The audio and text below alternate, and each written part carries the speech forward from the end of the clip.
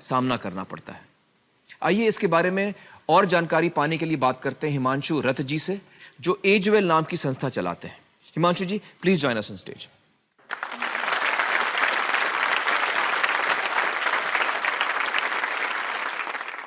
हिमांशु जी कई सालों से इस क्षेत्र में काम कर रहे हैं।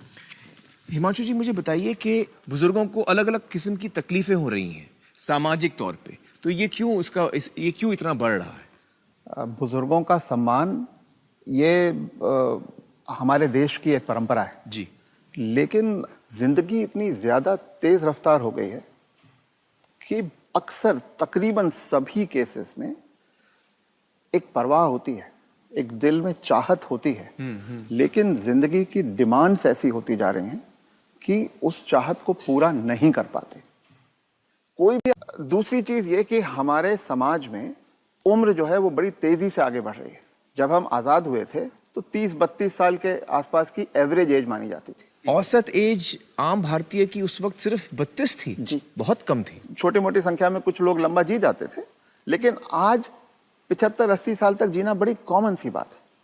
तो अब जो आदमी 75 का हो गया, उसने खुद अपनी लंबी उम्र की तैयारी ही नहीं करी, और जब उसने कोई तैयारी खुद नहीं करी है तो उसका परिवार या उसके समाज उनको वो कैसे तैयारी करेंगे? तो आपका ये कहने का मतलब है कि पहले तो शायद वो 60 साल तक जीता तो बहुत बड़ी बात थी, तो जब तक वो कमा रहा था वो जी रहा था, अब वो 80 साल तक जी रहा है। तो इसके जो परिणाम है वो भी इकोनॉमिक एंगल मुझे समझाइए।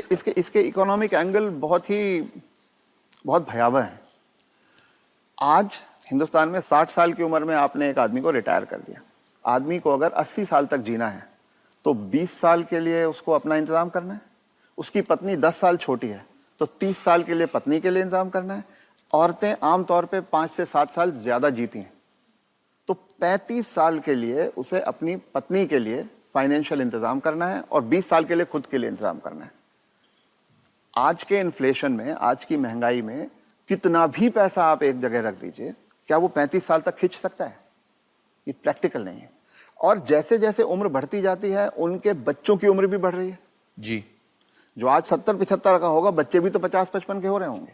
वो अपना बुढ़ापा देखेंगे, वो अपनी लड़की की शादी देखेंगे, वो अपने मकान की किस्त चुकाएंगे। तो जो पीढ़ियों के बीच की जो दूरियां हैं वो बढ़ती जाती हैं। ये इकोनॉमिक वजह से बढ़ रही है। इकोनॉमिक वजह से बढ़ रही हैं। तो अब वो जो कॉन्सेप्ट है कि 60 साल की उम्र में हम रिटायर हो जाएं, उससे बाहर निकलना होगा।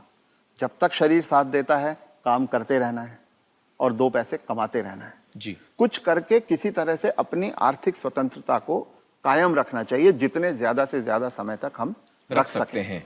अपने आप को वोकल रखना भी बहुत ज्यादा जरूरी है।